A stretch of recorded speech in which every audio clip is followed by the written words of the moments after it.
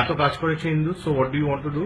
না আসলে এতদিন পরে আজকে জয়েন্ট খেলাম, মানে কি আরাম লাগছে, মানে মনটা হালকা লাগছে, মাথাটা আর গম গম করছে না। মানে গাঁজা খাওয়াটা যে কত জরুরি, specially for young working women, কারণ কি আমাদের লাইফ ভীষণ হেক্টিক, আমাদের নর্মাল অ্যালকোহলে it doesn't cut it, we need more substance. তো আই ফিল অ্যাটলিস্ট মেয়েরা, স্পেশালি মেয়েরা, কেন ছেলেরা কেন না?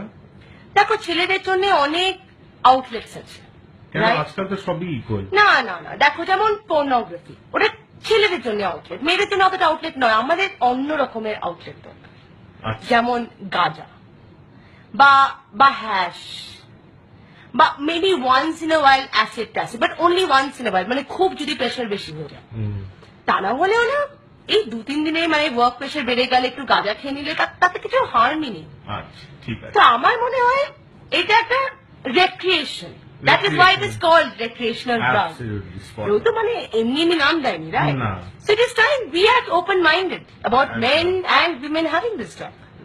সো আপাতত ব্যাস এই বলার আমার। আচ্ছা, এটা আপনার ওপেন মাইন্ডেড প্যারেন্টসদেরকেও বলা উচিত নিশ্চয়ই। দেখো আমার মাদারও working woman, I hope she will understand. আমার শাশুড়ি ওয়ার্কিং ওম্যান না, কিন্তু she is very open minded, তা না হলে আমার মতন বউকে তিনি অ্যাকসেপ্ট করতেন না। আমার মা এবং শাশুড়ি দুজনেই ওপেন মাইন্ডেড। হ্যাঁ, হয়তো গাঁজাটা অ্যাকসেপ্ট করতে ওদের একটু টাইম লাগবে, because ganja it's got too much of a black mark, মানে there is this what is that word, মানে sensationalism, stigma attached to গাঁজা, সেটা with time আস্তে আস্তে মানে asked us to talk to parents about marijuana. It is important we give parents marijuana education. The same way parents give us sex education. It is important because it has to be a symbiotic relationship. তো আপনি খেতে চান আপনার মার সাথে গাঁজা? না না না না, দেখো গাঁজা is a personal choice. Just because I think it is necessary does not mean I should feed my mother. For আমাদের মাদের জন্য যেমন অনেক অন্য কিছু, আমার মা যেমন বাগানে বসে চা খায় যখন, that is an outlet for her. আচ্ছা, বুঝে গেছি, অনেক হয়ে গেছে।